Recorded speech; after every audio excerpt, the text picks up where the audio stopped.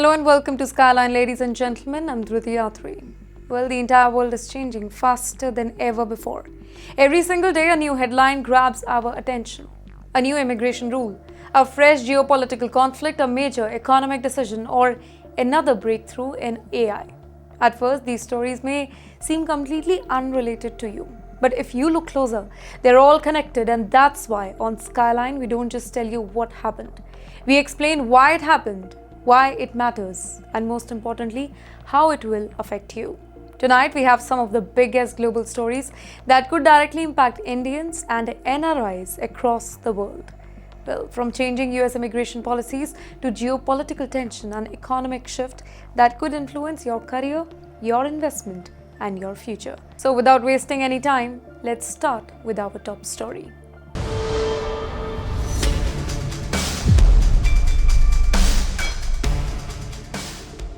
If you are a non-resident Indian who's living in the United States, and if you own a house or apartment or commercial property in India that earns rental income, or if you recently sold a property in Bengaluru, Mumbai, Hyderabad, Delhi, or any other Indian city, this story is extremely important for you because right now the IRS is paying much closer attention to your overseas income than ever before.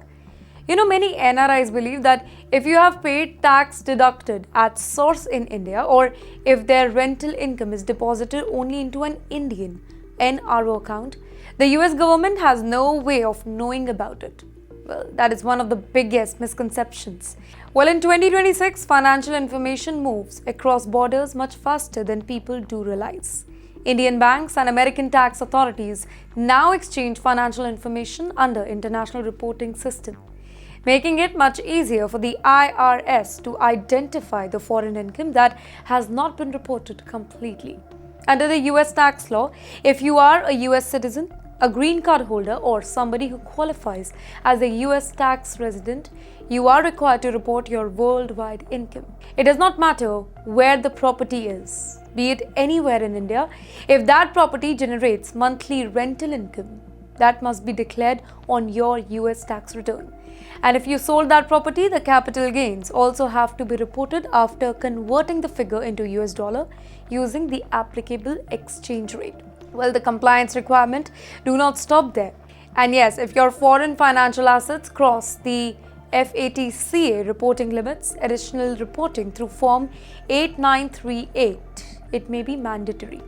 In fact, ignoring these requirements can lead to significant financial penalties that continue increasing every single year. Ladies and gentlemen, many Indians in US also believe that because India has already taxed your rental income or deducted the TDS during the property sale, they do not have to worry about paying tax in the US. Well, that is not how the system works. The India-US double taxation avoidance agreement, it helps prevent double taxation, but it does not remove your responsibility to report the income to the IRS. To claim credit for tax already paid in India, taxpayers generally need to file the appropriate foreign tax credit form with the US return. Missing those can have serious consequences. And yes, there is an important difference that many property owners overlook.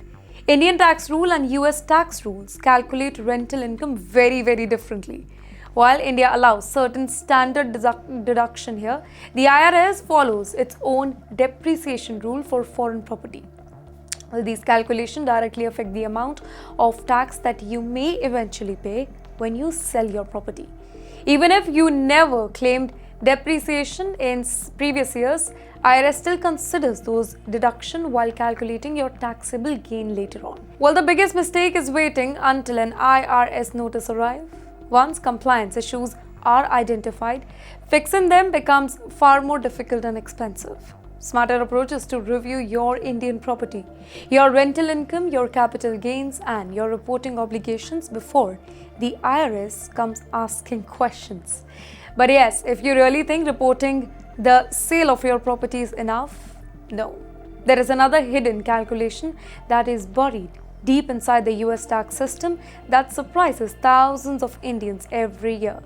And that hidden rule can make your tax bill much bigger than you ever expected.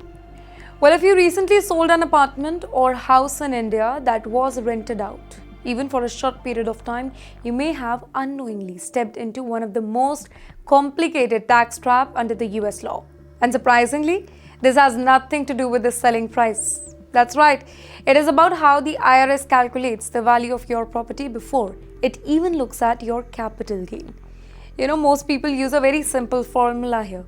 They convert the purchase price into US dollar, convert the sale price into the US dollar, subtract one from another, and believe that they have calculated their taxable gain correctly. If tax has already been deducted in India, they assume that foreign tax credit will solve the remaining problem. Ladies and gentlemen, unfortunately, the IRS looks at the transaction very differently. Under the US tax rule, once your Indian property starts earning rental income, it is treated as depreciable foreign real estate. So that means the IRS assumes that the building loses value every year for tax purpose. And here's the most surprising part. Even if you ever claim depreciation on your US tax return, the IRS can still reduce your property's cost basis by the amount of depreciation you were allowed to claim. So, you know what this means? This means that when you finally sell the property, your taxable gain, it may be much higher than you expected. What looks like a relatively small profit on paper can become a significantly larger taxable gain after the IRS adjusts the property's value using its own depreciation rule. Well, a portion of that gain, it may even be taxed under special depreciation recapture rule instead of the normal long-term capital gain rates. Well, the calculation, it becomes even more complicated. You know why? Because exchange rates also matter. The purchase price, annual depreciation, and final sale proceeds, it may all have to calculated using different US dollar exchange rate depending on the timing of each transaction here.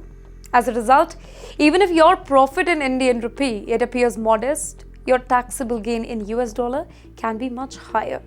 And that is exactly why thousands of Indians in the US make reporting mistakes during property sales.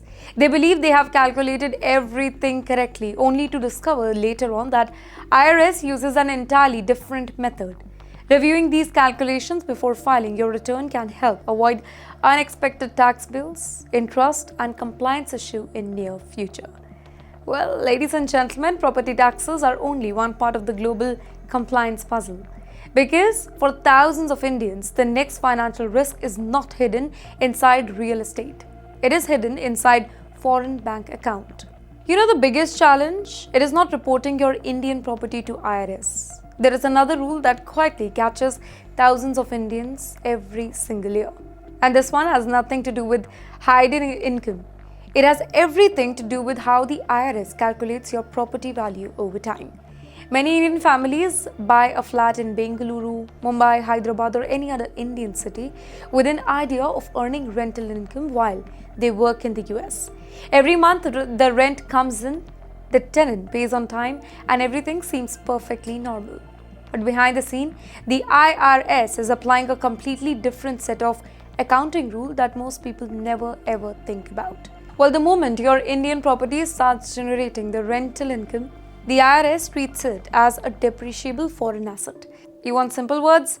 Well, the government assumes that the building loses the value every single year, and that depreciation, it becomes part of your tax calculation. The surprising part is that this adjustment, it happens whether you actually claim depreciation or not. Under the IRS's allowed or allowable rule, they calculate your property's adjust value as if you had already taken those deductions. Now, fast forward 10 to 15 years. You decide to sell the property. You look at your original purchase price, compare it with the selling price, and you believe that there is a reasonable profit. But you know what? The IRS does not use the original purchase price anymore.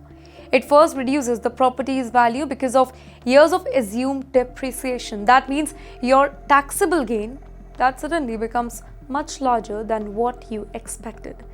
Well, for many Indians, this comes as a complete shock. They believe that they had already paid the taxes in India, claim the applicable deduction there, and complete the transaction. But the US tax follow its own calculation.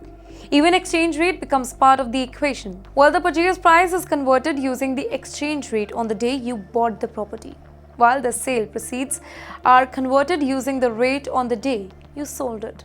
The weaker Indian rupee can increase your taxable gain even further when everything is calculated in the US dollar. And that is why selling foreign property is no longer just about finding a buyer. It has become a cross-border tax exercise involving depreciation rule, historical exchange rate, foreign tax credit, and detailed reporting requirement too. One small mistake can change your tax bill by thousands of dollars. The smartest approach is not waiting until after the sale. It is understanding these rules before you sign the final document. And yes, real estate is just one part of the story, but while property owners are dealing with tax calculation, another group of NRIs is facing even bigger challenge. Well, those whose careers depend on American tech industry. Let's talk about the new reality for H-1B tech professionals tonight. Well, for H-1B workers in the US, the biggest threat, it is not the career. It is not AI, automation, or even layoff. It could be the changing structure of the technology world instead.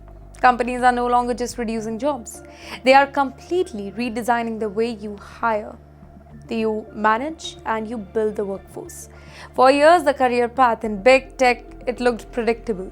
An engineer would become a senior engineer, then a manager, and then gradually move towards direction of upper level.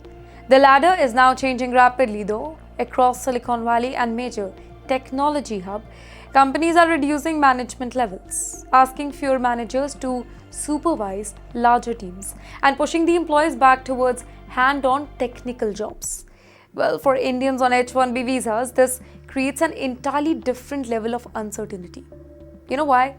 Unlike permanent residents or US citizens, visa holders are not only worried about losing a job, they're also racing against immigration timeline. While the 60-day grace period begins the moment active employment ends, not when severance payment stops. And that distinction, it could become one of the biggest misunderstandings among laid-off workers. And now adding to the pressure is the uncertainty surrounding green card proceedings. Many professionals have spent years waiting for perm approvals and I-140 petition. Imagine if a layoff happens before those milestones are secured, years of planning, it can suddenly be just gone. Finding another employer willing to sponsor the same role within a short period of time, that is becoming increasingly difficult as hiring slows and companies are becoming more selective now. And at the very same time, many global companies are expanding engineering and leadership roles inside India's global capability centers. Teams in Bengaluru, teams in Hyderabad, Gurgaon, they are no longer handling only support work. They are increasingly leading product development, cloud computing, cybersecurity, enterprise AI, and large-scale tech projects. Well, for professionals, this opens new opportunity. For others, it raises a difficult question about whether to continue waiting in the US immigration system or return to India for faster career growth. Reality is clear here. The tech industry is definitely entering a new phase. Companies are hiring differently, prompting differently, and reconstructing differently. For every H-1B worker, staying technically relevant, understanding immigration timeline, and preparing for multiple career paths, it has become just as important as writing code. Because in today's market, career planning is no longer optional. It has now become essential. And yes, while tech industry is changing, the geopolitical landscape is changing just as fast. Our next story takes us to a region where protest, where politics and where power are all colliding in a way that is drawing international attention. Now let's talk about the new US visitor visa rule that every US immigrant must know. Well, if you are an Indian professional or any other nationality living in the US and you are planning to invite your parents, your siblings or your relatives to America next year, stop for a moment. Because one immigration policy has created major panic across WhatsApp groups, YouTube channels and social media. Headlines are screaming that US tourist visas now cost $20,000. Families are worried. Some have even started postponing their travel plans. But before you believe the panic, let us understand what has actually changed here. Ladies and gentlemen, the US State Department has now made its visitor visa bond program a permanent part of immigration policy. Under the new rule, American consular officers have the legal authority to ask certain visa applicants for a refundable financial bond before issuing B1 and B2 visitor visa. Well, the earlier cost bond amount has been removed now, and that bond categories now stand at $10,000, $15,000 and $20,000. Naturally, this announcement has triggered concern among Indian families who are planning to visit the US. But wait, here is the most important fact. As of today, India is not on the list of countries where this bond is mandatory. That's right, the current list mainly includes countries with historically high visa overstay rates.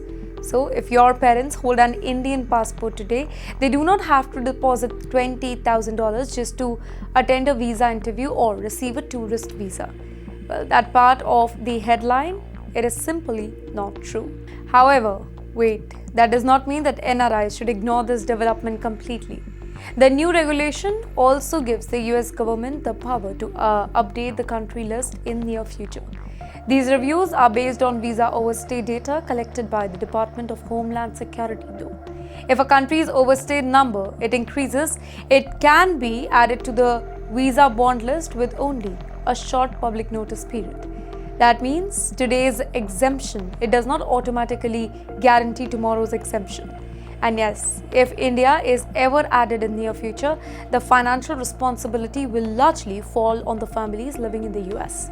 The visa bond is not paid at the American Embassy in New Delhi or Mumbai. It has to be deposited in US dollars through the Department of Homeland Security using the prescribed procedures. Well, if you are inviting your both parents, this could mean arranging up to $40,000 in temporary financial guarantees before the visa is approved. But yes, the bond is refundable, but only if every immigration rule is followed. If the visitor leaves America before the I-94 expires, money is returned. But even short overstay or unauthorized immigration application after arrival could result in bond being fortified. At the same time, large international money transfer linked to these payments may attract additional financial reporting obligation under the existing US tax and foreign asset reporting rule. So, ladies and gentlemen, message for every family is simple. Stay informed, avoid panic and follow official announcement instead of social media rumors. If your parents are planning to visit the US over the next year, applying early while India remains outside the current bond list is the safest approach. Immigration policies can change quickly and preparation is always faster than last-minute panic. And yes, immigration policies can definitely create financial pressure, but for thousands of Indian families abroad, the biggest challenge today, it is not the paperwork or visa rule. It is the emotional and economic burden that many young Indians are silently carrying overseas. 100 Indian students in US and Canada. Remember this figure, remember these nations, because sadly I'm reporting this, but 100 Indian students, they decided to end their own life journey. Because of what? Because of depression, because of mental health. Well, for years, studying or working in countries like the United States and Canada, it was seen as the ultimate dream. Families sold land, mortgaged homes, and took massive education loan, believing that an overseas degree would guarantee a secure future. But today, behind the success stories shared on social media, a very different reality is beginning to emerge. And the numbers released by the Ministry of External Affairs has brought that reality into sharp focus. Ladies and gentlemen, according to official data presented in the Indian Parliament, more than 100 Indian students, they suffered in the US and Canada between 2023 and 2025. And yes, these are not just statistics. Behind every number is a family, a dream and a young life that carried a lot of expectations. It has also raised serious questions about the pressure faced by Indian students and professionals living far away from their home. To understand this crisis, we have to look far beyond university's brochure and study abroad advertisement. For years, thousands of families invested between 50 lakhs to 80 lakh rupees to send their children overseas.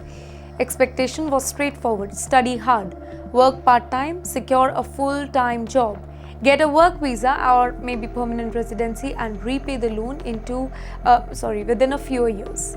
But the economic reality has changed dramatically. The tech sector has slowed down. Entry-level hiring has become much more competitive.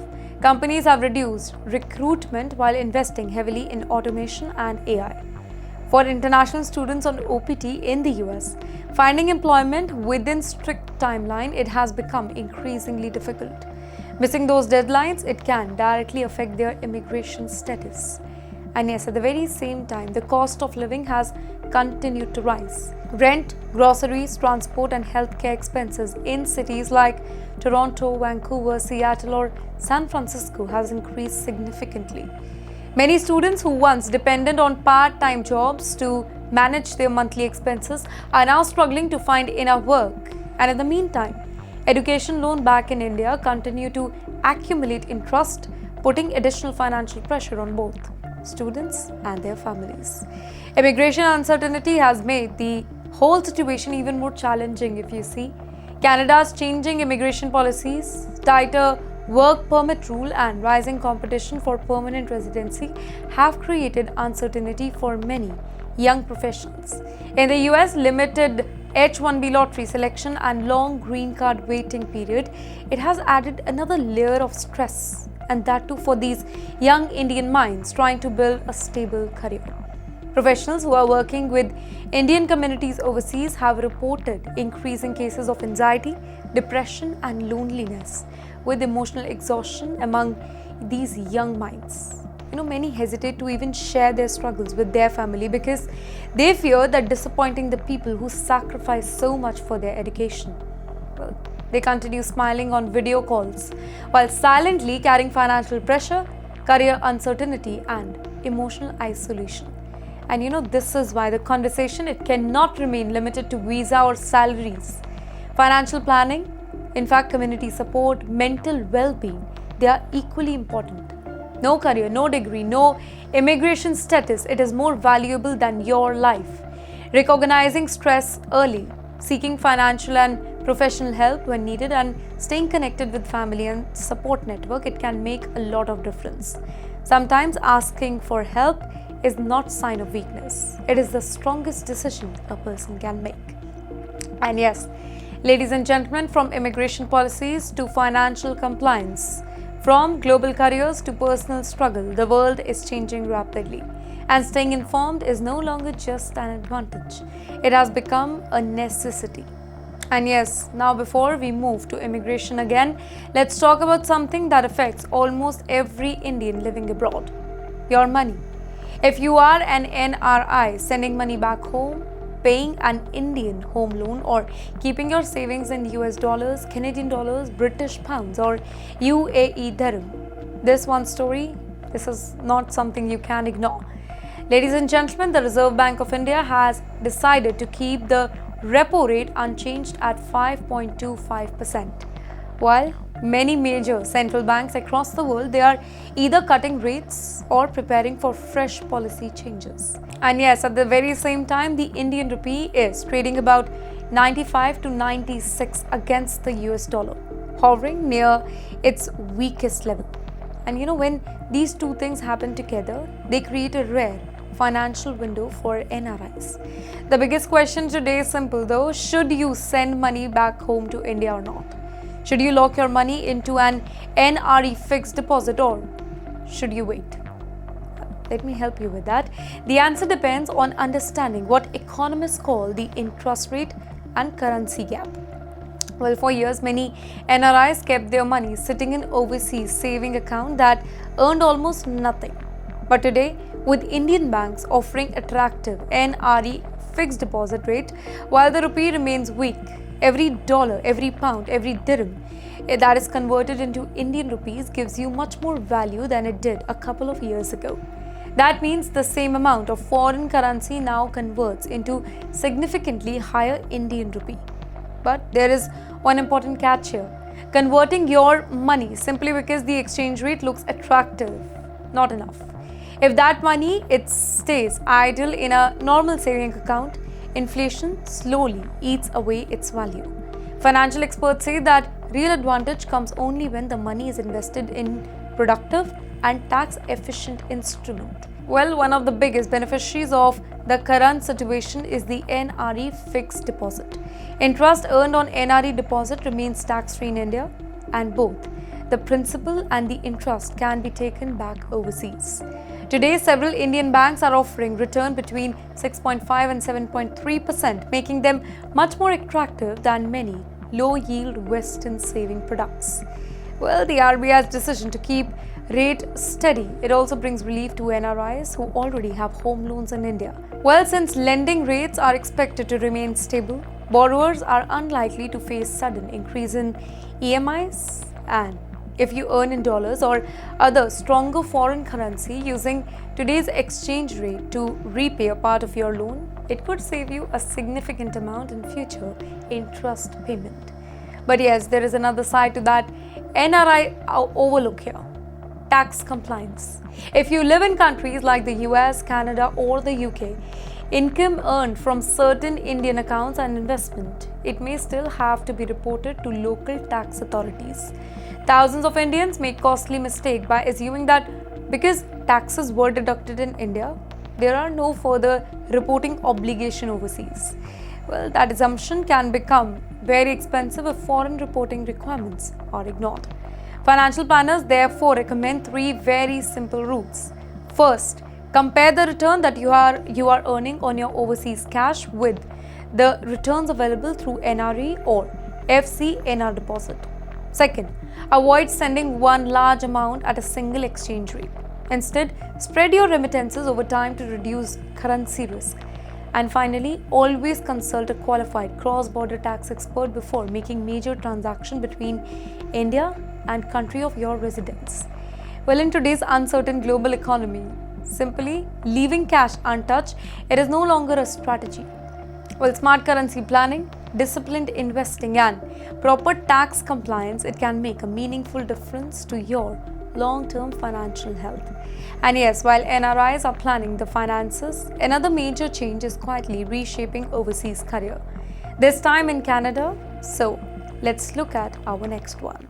That's right, while many NRIs are planning their finances carefully, thousands of Indian professionals are facing another challenge. This time it is not about money.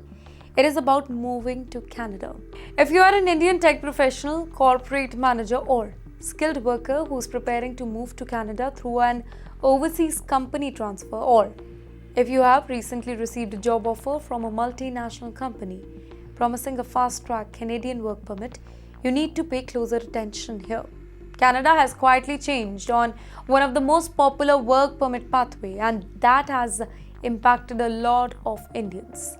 Ladies and gentlemen, on July 29th, 2026, Immigration, Refugees and Citizenship Canada, better known as IRCC, updated its officer guideline under exemption code C20, which falls under reciprocal employment category of the International Mobility Program. If you see on paper, it may look like just another policy update. But in reality, it closes a pathway that many multinational companies had been using to transfer foreign employees into Canada without requiring a labor market impact assessment. So, what exactly has changed? Let's talk about it. Well, earlier many multinational companies hired professionals overseas and processed their Canadian work permit under the C20 category, even if the employee had not yet started working for the company outside Canada. The employment would officially begin only after the employee landed in Canada, and this became a convenient shortcut for companies that wanted to move talent quickly without waiting for a lengthy immigration processes. But that shortcut all gone. That's right, sadly, but under the new IRCC directive, a foreign national can no longer qualify for C20 work permit if their employment starts only after arriving in Canada. From now on, applicant must already have an active employer-employee relation with the overseas branch of the company before the work permit is processed. Let me simplify this for you a little. You cannot be hired today and immediately transferred to Canada tomorrow under this new rule. Well, this single policy change, it is already creating uncertainty across HR departments in India. And not just India, be it any city, Bengaluru, Hyderabad, Toronto, Vancouver, and several global mobility teams. Because many companies had built their international hiring strategies around this very provision. To understand why this matters so much, we need to look at how multinational transfers usually work.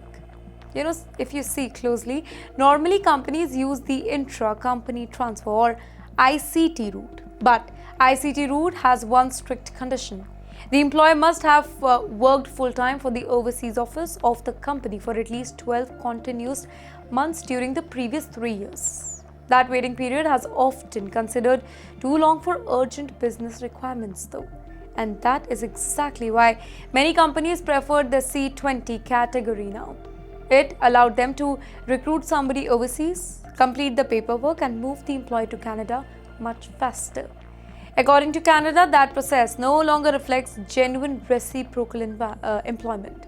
Canadian immigration authorities now say that employment beginning only after arrival does not represent a true exchange of professional knowledge between official officers here.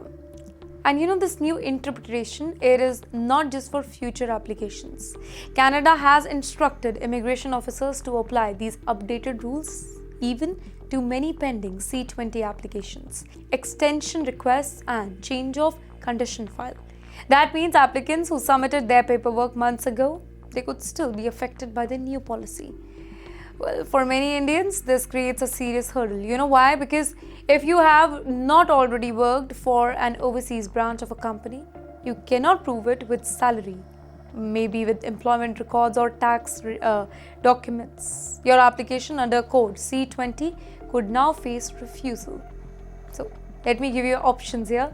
The first option is the traditional intra-company transfer route, but that requires completing the full 12 months of employment with a foreign office before applying. Second option is C11, Significant Benefit Work Permit.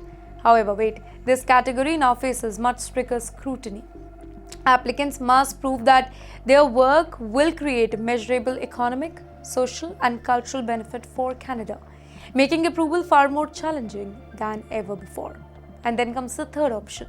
It is the regular temporary worker visa program, which, by the way, requires employer to obtain a labor market impact assessment. Well, that process involves advertising the job in Canada. That means proving that no qualified Canadian citizen or permanent resident is available and complying with stricter labor market introduced in 2026. If you already have a Canadian transfer in process, immigration experts recommend taking these 3 immediate steps. First, confirm that you are officially employed by the overseas entities and maintain proper payroll documentation. Second, review your immigration strategy with qualified legal counsel just to determine whether another pathway such as ICT or C11 it may be appropriate. Finally, ensure all the employment records, job duties, and wage details they are aligned with the latest Canadian guidelines before a decision is made. Though Canada remains an attractive destination for global talent, we do agree. But one thing is becoming increasingly clear. Its immigration system is becoming more selective, more documentation driven, and far less flexible than before. And yes, while Canada is tightening its work permit rule, another major US immigration policy is raising fresh questions for NRIs who are planning to bring their parents and relatives to America. If you are an immigrant who is living in the United States on an H-1B visa, an L-1 visa, or even a green card, and if you are planning to invite your parents, relatives, or business associates to the United States on B1 or B2 visas, this story is simply you cannot ignore. A major immigration policy has now become official, and it is already creating a lot of confusion across Indian diaspora. Social media is flooded with claims that every tourist visiting America will now have to deposit $20,000. But is that really true, or is there more to the story? Let's talk about that. The US State Department has officially converted its temporary visa bond pilot program into a permanent federal rule. Under this updated policy, American consular officers now have legal authority to ask certain B1 and B2 visa applicants to deposit a refundable cash bond ranging from $10,000 to $20,000 before their visa approved. This permanent regulation replaces the earlier pilot program that started in 2025 and completely removes the earlier $5,000 minimum bond. Now, the bond amount, it can go as high as $20,000, which is close to 17 lakh rupees for a single traveler. Naturally, the biggest question for Indians around the globe is this: does this apply to India? Will parents traveling from Delhi, Chennai, Hyderabad, they now have to arrange $20,000 before they can even board a flight to America? Let me help you here. The answer, at least for now, is no. India is not part of the initial list of 50 countries covered under the visa bond program here. Indian passport holders are currently not required to deposit this cash bond while applying for a B2 or B1 visa. But yes, that does not mean Indian families can ignore it. You know why? Because the fine print of the new federal rule clearly says that the list of countries, it's not permanent. US government will continue reviewing visa overstay data and security assessment on a rolling basis. If officials believe that overstay rate from any country increases beyond acceptable limit, they have the authority to add that country to the visa bond limit with just 15 days public notice. That means the policy is designed to expand whether Washington believes it is necessary or not. Well, the visa bond program, it mainly targets the countries that have historically recorded high visa overstay rate or where identity verification and background checks are considered difficult. Well, the first list largely includes about 30 African nations along with neighboring South Asian countries such as Bangladesh, Nepal and Bhutan. But immigration experts say that the list is dynamic and future conditions remain a possibility. Government data from the first 12 months of the pilot program also explain why the US decides to make the rule permanent. During that period, more than 20,000 applicants, they were asked to post visa bond. Well, the policy reportedly reduced visa approvals among high overstay groups by nearly 83%, as many applicants chose not to proceed after learning about the financial requirement. So, even though India is not currently on the list, the policy is already changing the way US visa officers evaluate applications that are submitted by Indian families. Well, the first major change is stricter scrutiny of financial strength and ties to India.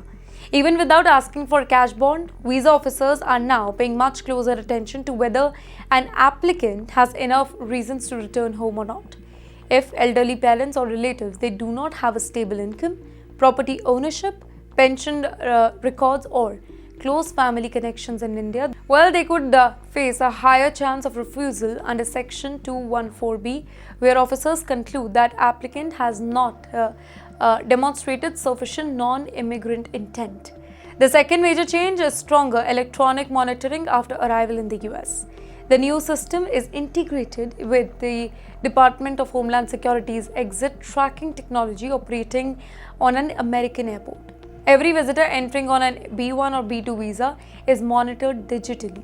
Even a single day of overstay beyond the authorized period, it can create an immediate compliance record, making future visa applications, extension, or even family-sponsored immigration cases significantly more difficult. Well, the third issue is the possibility of future expansion. According to US estimates, detaining, processing and deporting a single visa overstay cost American taxpayers about $18,000. To reduce the cost now, US now has the legal authority to expand the visa bond program without requiring a fresh act. So lastly, ladies and gentlemen, let's end this with a good news tonight. There is a big relief for NRIs and their parents. Well, if you are a non-resident Indian living in the US or a parent in India sending money abroad for your child's university education, living expenses or family support, there is a major financial update you need to know. Every year, thousands of Indian families transfer lakhs of rupees overseas under the Reserve Bank of India's liberalized remittance scheme, better known as LRS. But for years, one tax rule quietly reduced their cash flow and locked up a significant amount of money with the government. Now that rule has changed, and for many families, it could mean immediate savings. Under the Finance Act of 2026, the Income Tax Department has officially rationalized the tax collected at source (TCS) provision applicable to foreign remittances. The biggest change is this: the TCS rate on remittances made for overseas education and medical treatment has been reduced from 5% to just 2% for amounts exceeding the annual threshold of 10 lakh rupees. It may sound like a small change to you though, but for families paying expensive university fees abroad, it could make a huge difference to their finances. To understand why this matters, we first need to understand how the old system worked. Earlier, if a family sent about large amount of money abroad to pay university tuition or living expenses, banks collected 5% TCS on the amount above the prescribed limit. Although this amount could later be adjusted while filing the income tax return or claimed as a refund, the money remained blocked for months. In many cases, families had to wait nearly 1 year before gaining the access to that money. Now, during that period, their liquidity suffered and many parents had to arrange additional funds just to meet the education expenses. But now the new framework has changed that completely. The first important rule is that 10 lakh rupee annual threshold remains unchanged. Any remittance up to this amount continues to attract 0% TCS. No additional tax is collected by the bank for transfers within this limit. The second and much bigger change applies once this threshold is crossed. Instead of collecting 5% TCS, banks will now collect only 2% of the amount exceeding 10 lakh rupees, provided the remittance is meant for overseas education or medical treatment. Well, let's understand this with a very simple example here. Suppose an Indian family transferred 25 lakh rupees to pay tuition fee for a child who's studying in a university in the US. Now, the first 10 lakh rupees remains completely free from TCS. On the other remaining 15 lakh rupees, the old system would have collected about 75,000 rupees as TCS. But under the new rule, the same transfer will attract only 30,000 rupees in TCS. That means the families immediately saves about 45,000 rupees in blocked cash. Instead of waiting months for a refund, they now retain much more liquidity, which can be used, by the way, for anything: accommodation, books, insurance, travel, or any other educational expenses. And yes, there is another benefit here. If overseas education is being financed through a recognized education loan, and that too from an approved financial institution, TCS rate, it continues to remain 0% regardless of the remittance amount here. This provides even greater relief for families funding the higher education through formal bank channels.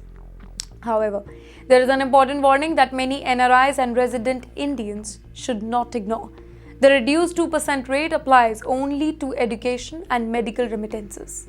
If you are sending money abroad under the liberalized remittance scheme for foreign stock market investment, overseas real estate purchases, or general gift to non-resident relatives, the tax treatment, it is completely different.